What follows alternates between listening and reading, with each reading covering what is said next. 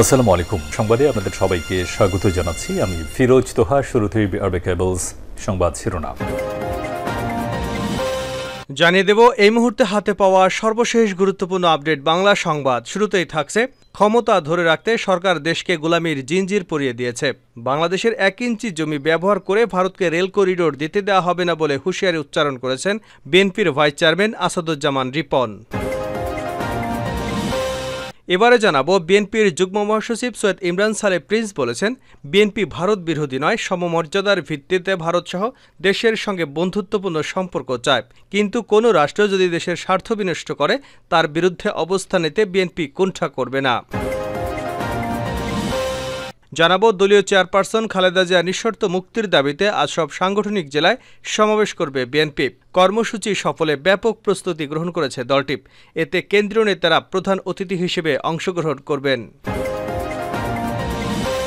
এদিকে ধেয়ে আসছে বন্যা, 5 নদীর পানি বিপদসীমার উপরে। অতিবৃষ্টি আর উজানের ঢলে দেশে বন্যাপ্রবণ প্রধান প্রধান নদ নদীর পানি হু হু করে বাড়ছে, আর এতেই আশঙ্কা বাড়ছে বন্যার। জানিয়ে দেব, বাংলাদেশ ভারত সম্পর্ক অন্যদের জন্য মডেল বললেন প্রধানমন্ত্রী শেখ হাসিনা। আলোচনার মাধ্যমে বাংলাদেশ এবং ভারতের বিভিন্ন সমস্যার সমাধান হয়েছে বলে উল্লেখ করেছেন তিনি। বলেছেন, প্রতিবেশী দুই দেশের সম্পর্ক অন্যদের জন্য মডেল। এবং সর্বশেষ জানাবো আন্তর্জাতিক সংবাদ। গাজা উপত্যকার খান ইউনুসের হাজার হাজার ফিলিস্তিনি তাদের বাড়ি ঘর ছেড়ে পালাচ্ছে। ইসরায়েলি বাহিনী লোকজনকে সরে যাওয়ার নির্দেশনা দিয়েছে। সেখানে সেনারা বোমা এবং গোলাবারুদ দিয়ে হামলা চালাচ্ছে। মঙ্গলবার খান ইউনুসের আশপাশের অঞ্চলে ইসরায়েলি বাহিনীর হামলায় অন্তত 8 জনের প্রাণ গেছে, আহত হয়েছে আরও 30 জনেরও বেশি। এতক্ষণ শিরোনাম শুনছিলেন, এবার বিস্তারিত। প্রিয় দর্শক, আপনি যদি এই চ্যানেলে নতুন হয়ে থাকেন, ভিডিওটি দেখতে দেখতে চ্যানেলটি সাবস্ক্রাইব করে আমাদের সঙ্গেই থাকুন। আর এই ভিডিও সম্পর্কে আপনি আপনার মূল্যবান মতামতটি কমেন্ট বক্সে জানিয়ে দিন। আর হ্যাঁ প্রিয় দর্শক, জানিয়ে দিন ভিডিওটি কোথা থেকে দেখছেন। ক্ষমতা ধরে রাখতে সরকার দেশকে গোলামির জিঞ্জির পরিয়ে দিয়েছে রিপন। বাংলাদেশের 1 ইঞ্চি জমি ব্যবহার করে ভারতকে রেল করিডোর দিতে দেওয়া হবে না বলে হুঁশিয়ারি উচ্চারণ করেছেন বিএনপির ভাইস চেয়ারম্যান আসাদুজ্জামান রিপন। তিনি বলেন, সরকার শুধু অবৈধ ক্ষমতা ধরে রাখতে ভারতকে তোষণ করতে গিয়ে দেশকে গোলামির জিঞ্জির পরিয়ে দিয়েছে। ঢাকা রিপোর্টার্স ইউনিটিতে জিয়া শিশু কিশোর মেলা কেন্দ্রীয় কমিটি আয়োজিত প্রতিবাদ সমাবেশে এসব কথা বলেন তিনি। দলের চেয়ারপারসন বেগম খালেদা জিয়া সহ কারাবন্দী নেতাকর্মীদের মুক্তির দাবিতে এই প্রতিবাদ সমাবেশের আয়োজন করা হয়। সমাবেশে প্রধান অতিথির বক্তব্যে আসাদুজ্জামান রিপন বলেন, বেগম খালেদা জিয়াকে শুধু নির্বাচন থেকে দূরে রাখার অসৎ অভিপ্রায় নিয়ে আওয়ামী সরকার মিথ্যা মামলা দিয়ে দণ্ডিত করেছে। আওয়ামী সরকার প্রধান এবং তাদের লোকজন প্রায়শই বলেন, জিয়া এতিমের টাকা আত্মসাৎ করেছেন, অথচ আদালতের ফরমায়েশি রায় কোথাও বেগম খালেদা জিয়া টাকা আত্মসাৎ করেছেন এমন কথা উল্লেখ নেই, অথচ তারা এই অসত্য বয়ান দিয়েই যাচ্ছেন। যদিও বাংলাদেশের আইনের শাসন এবং জবাবদিহি থাকত, তাহলে শুধু এই বক্তব্যের জন্য তাদের 100 বছরের জেল হতো। বাংলাদেশ ও ভারতের মধ্যে সম্প্রতি সই হওয়া সমঝোতার স্মারকের ইঙ্গিত দিয়ে তিনি বলেন, ওরা বুঝতে পেরেছে বাংলাদেশের জনগণ সরকারে নেই, বরং তাদের তাবেদার সরকার এসেছে। তাই তারা রেল করিডোর, সড়ক করিডোর, নৌ করিডোরের নামে বাংলাদেশকে আষ্টে পৃষ্ঠে বাধার ষড়যন্ত্র করছে। বিএনপি ভারত বিরোধী নয়, প্রিন্স। বিএনপির যুগ্ম মহাসচিব সৈয়দ ইমরান সালে প্রিন্স বলেছেন, বিএনপি ভারত বিরোধী নয়, সমমর্যাদার ভিত্তিতে ভারতসহ সব দেশের সঙ্গে বন্ধুত্বপূর্ণ সম্পর্ক চায় বিএনপি, কিন্তু বন্ধু কোনো রাষ্ট্র যদি দেশের স্বার্থ বিনষ্ট করে তার বিরুদ্ধে অবস্থান নিতে বিএনপি কুণ্ঠা করবে না। বিকেলে ময়মনসিংহের হালুয়াঘাটে বিএনপি চেয়ারপারসন বেগম খালেদা জিয়ার মুক্তির দাবিতে সমাবেশে প্রিন্স এসব কথা বলেন। তিনি বলেন, বেগম খালেদা জিয়া আওয়ামী লীগ সরকারের প্রতিহিংসার শিকার। নানা শর্তের বেড়াজালে বেগম খালেদা জিয়াকে কার্যত গৃহবন্দী করে রাখা হয়েছে। চিকিৎসকদের পরামর্শ থাকলেও তাকে উন্নত চিকিৎসার জন্য বিদেশে যেতে দেওয়া হচ্ছে না। খালেদা জিয়া নিঃশর্ত মুক্তির দাবিতে সব সাংগঠনিক জেলায় বিএনপির সমাবেশ আজ। দলীয় চেয়ারপারসন বেগম খালেদা জিয়ার নিঃশর্ত মুক্তির দাবিতে আজ সব সাংগঠনিক জেলায় সমাবেশ করবে বিএনপি। কর্মসূচি সফলে ব্যাপক প্রস্তুতি নিয়েছে দলটি। এতে কেন্দ্রীয় সিনিয়র নেতারা প্রধান অতিথি হিসেবে অংশ নেবেন।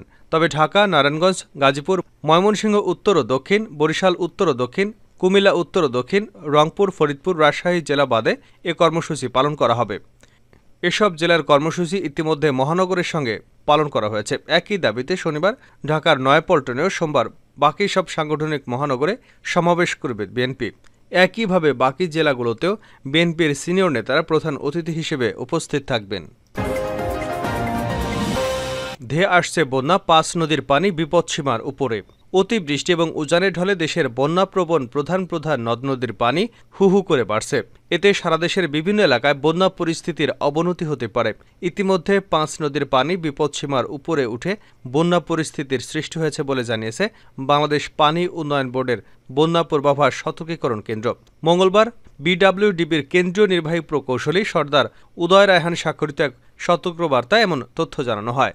এতে বলা হয়েছে, দেশের উত্তর পূর্বাঞ্চলের প্রধান নদীসমূহের পানি সমতলে সামগ্রিকভাবে বৃদ্ধি পাচ্ছে, যা আগামী ২৪ ঘণ্টা পর্যন্ত অব্যাহত থাকতে পারে। আগামী ২৪ ঘণ্টায় উত্তর পূর্বাঞ্চলে সিলেট, সুনামগঞ্জ, নেত্রকোনা জেলার কতিপয় নিম্নাঞ্চলে বন্যা পরিস্থিতির অবনতি হতে পারে এবং মৌলভীবাজার জেলার বন্যা পরিস্থিতি স্থিতিশীল থাকতে পারে। এতে আরও বলা হয়েছে, দেশের উত্তরাঞ্চল, উত্তর পূর্বাঞ্চল, দক্ষিণ পূর্বাঞ্চল তৎসংলগ্ন উজানে আগামী ২৪ ঘণ্টায় ভারী বৃষ্টিপাতের পূর্বাভাস রয়েছে। আগামী ২৪ ঘণ্টায় উত্তরাঞ্চলের তিস্তা, ধরলা, দুধকুমার নদীসমূহের পানি সমতল সময় বিশেষে বৃদ্ধি পেয়ে কতিপয় পয়েন্টে স্বল্পমেয়াদে বিপদসীমা অতিক্রম করতে পারে।